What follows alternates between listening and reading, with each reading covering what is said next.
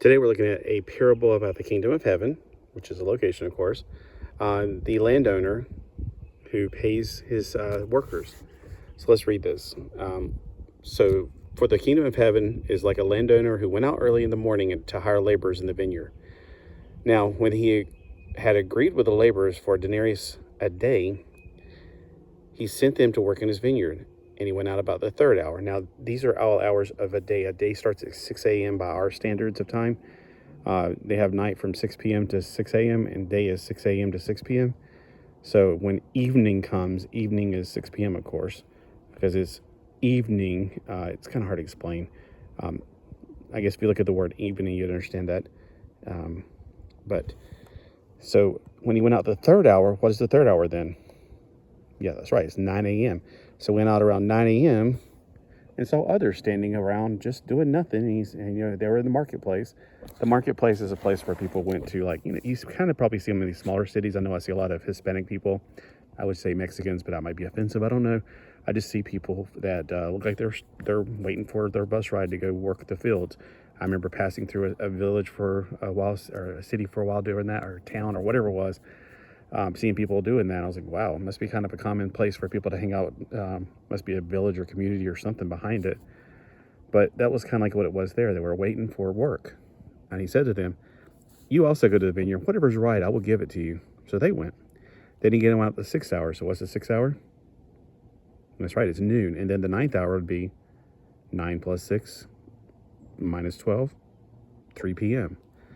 And then again at the 11th hour, which is like 5 p.m., which is normally closing time for us, but not for them. They work from 6 a.m. to 6 p.m. a lot of times. So about the 11th hour, went out and found others standing idle. Said to them, why have you been working? Like, what are you doing all day? He said, because nobody's hired us. He's like, well, get out there and work. I'll pay you. So, he needs this work done, So in the evening had come, the owner of the vineyard said to his steward, call them in. It's time to give them their money. It's time to give them their wages. Beginning from the last to the first. Now, if you're wanting the verbatim, I try to read it verbatim without any explanations or anything. And I'm trying to put that in the mornings at 7 a.m. and these in the afternoons at 7 p.m. I just try to split up a little bit more. Because I know some people just want to hear the Bible and they don't want to hear me tell what I think it means to me, So when evening had come, the owner of the vineyard said to the steward, call them in, let's pay them. And so they first paid who were the last, So when he came to those who were hired about the 11th hour, let me hold on back up a little bit. So call the laborers and give them their wages, beginning with the last and going to the first. So when he called those who were hired in the 11th hour, each one received a denarius, which is what he offered to the people who paid at first. And then when he got down to the people who were paid were starting the very morning, the earliest part of the morning, when he came to the first, they supposed that they would actually get more money. Likewise, they received a denarius. They were like, wait a minute, hold on. Well, they did just 1 hour of work. They started complaining against the landowner and saying, these last men, they only worked an hour. And you gave what's equal to them, to us? We were in the heat. We were burdening and working all day in the heat of the day. But he answered and said to them, friend, I'm doing you no wrong. Did you not agree to work for me for a denarius? Take what is yours and go your way. I wish to give this last man the same as I give to you. Is it not lawful for me to do what I wish with my own things? Or is it your own eye is evil because I'm good? So the last will be first and the first will be last. For there are many who are called, but few are chosen. A lot of times people like to use this passage to say, look, you have to work to get to heaven and blah, blah, blah, blah, blah. And it's like, again, you're missing what the obvious point is here. It has nothing to do with works as, for heaven. They got paid the same thing. In other words, they went to work in the fields and they got paid the same thing. You're saying, well, how is that fair? Because that's what Jesus told them they would give them. Now, let's put aside the words like work and payment, and let's look at it from a different perspective.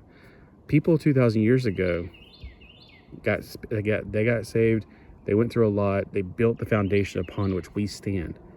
We sit on the shoulders of people who worked hard to make this foundation of Christianity, and were slaughtered and were killed. And there was a lot of people after the Constantine made the heathen manipulated church of the 4th century, he started killing Christians again under a new fake Christianity. There's a lot of things that they really try to wipe out Christianity, and they just could not do it. They try to wipe us out and the Jews out. That's the two things that were being wiped out throughout the last 2,000 years. So you might think, well, okay, how about this? Since they were there and they got saved earlier, why don't they get more? How is that fair to us?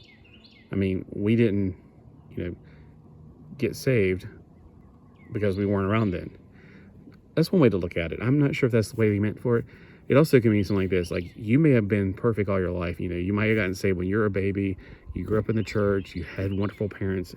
And then somebody like me comes along and gets saved like late. I got saved at 15, but I'm just saying, like, what if I got saved like I'm 50 and at 51 the rapture happens? Well, that would have been great 4 years ago. But what if somebody gets saved right before the rapture? Where you're like, wait a minute, hold on. Why are they getting the same thing? They're getting the same blessings I am. First off, it's not something that you did to earn this. It's salvation through the Lord. That's one thing. And then that's another way to look at it. So I'm not sure if that's the way that I'm trying to, myself personally figure this out, because there's so many different ways I've thought about it throughout the years, and of the way people has explained it. Very few people have actually touched this. A lot of people either don't touch this because it's teaching something they're not sure about, or because it's about, it's about works. No, it's not. So the ultimate thing I want to get out of this, and I was thinking this could be titled Jesus is Fair, but I think a lot of people also, when I talk to anti-theists, not atheists, but anti-theists, because atheists are like, they don't care. They're not going to get on Christian sites and start yelling, you guys are stupid. Those are anti-theists. They're God haters. Anti-theists often do this right here. Why should I do this for God? What has he ever done for me? Blah, blah, blah. Win, win, win. Goo, goo, goo. I'm like, you do know that you're made by God. He can do whatever he wants to. You're his creation. It's like if I had a doll and I popped his head off and you're like, why did you do that? It's like, it's my doll. I can do what I want to with it. If I create something, I can destroy it. A lot of times they get mad because, he drowned all those children in the flood. And number one, according to our understanding, he saved them from being a lot of things done to them. A lot of people go, well, he killed all those people in Sodom and Gomorrah, and including the little children. I'm going, yeah, the little children are being, great. And that's the word people use because they don't want to get in trouble with the computers, because AI is stupid. AI is always like seeing things that aren't there. Oh, they're promoting it. We're talking about how bad it is. So, yeah, okay, so, he's actually ending the cycle of destruction that's already happening in Sodom by wiping it out. Soon he's going to rapture the church out of here, and he's going to unleash hell on earth for 7 years of wrath. You may think that's not fair. I think it is, because honestly, he created you. He can do what he wants to. The reason he hasn't smacked you upside the head right now is because of grace. Another thing I see is going on in this world is that whenever we do leave, one thing I do concern about, there's a debate over whether or not children go to heaven or not go to heaven. I think about it like this. Whenever the Bible says you and your household will be saved, I believe that if I was a mommy of 10 kids, all under the age of 20, and from like maybe a baby up to whatever, I believe if I go, they go. That's what I believe. I can't honestly tell you if other non-Christians are going to lose their children. I don't know. I mean, people say, well, it's not a loving God. It's like, really? Because the same God also drowned people in the flood. You got to understand that, how can I say it? It's up to God what he does. And we need to be understanding about that. A lot of people don't want to worship God because they've heard so many negative things from people who don't know what they're talking about. If you want to know the real God, you need to read the Bible, not listen to somebody else talk about it. Oh, isn't that what I'm doing to you right now? Right. But I'm pulling it from where? The Bible. I'm not just telling you some story that I thought up. Okay, so when people try to focus on the abstract and not the real, they're trying to talk about things that God could have done and did. They're not looking at reality. So Is it not lawful for me to do what I want to with my own things? You got to remember, no matter whether or not you're a Christian, you belong to him one way or the other. You're either his child or you're his creation, but not yet his child, or maybe never will be his child. So he can do what he wants to because you still were created by him ultimately. No, my mom and dad created me. Who created them? Their mom and dad. And who created them? Their mom and dad. It goes back to God. So ultimately, there's a bug landing right on my glasses. Ultimately, God did create us. Human means in the image of Adam. Adam was the only person created in God's image. Well, male and female created them. We are less. I mean, it's gotten like, instead of getting better and better, man's actually gotten worse and worse. We're a copy of a copy of a copy of a copy of a copy of a copy of a copy of Adam. There's many more copies in there, but I didn't think I'd want to have to go through that. Several generations, actually. So, I guess the ultimate thing out of this is, why should you know about my Jesus, or what would you take away from this about my Jesus? Jesus loves you so much that he is willing to give you the same thing, whether you were brought up in the church or you get saved at the last minute. That's what I look at it like this. It's whether you, and I don't look at it as works, I don't look at it as any of that other stuff. Whenever we go to heaven, we all go to heaven. Whether you got saved 20 years ago or you got saved 5 minutes ago, we all were going to go to heaven at the rapture or at death. So if the rapture happens right now, and when it does, we're going to be at the Bema seat. And whether you got saved, 40 years ago or 4 minutes ago, we're all going.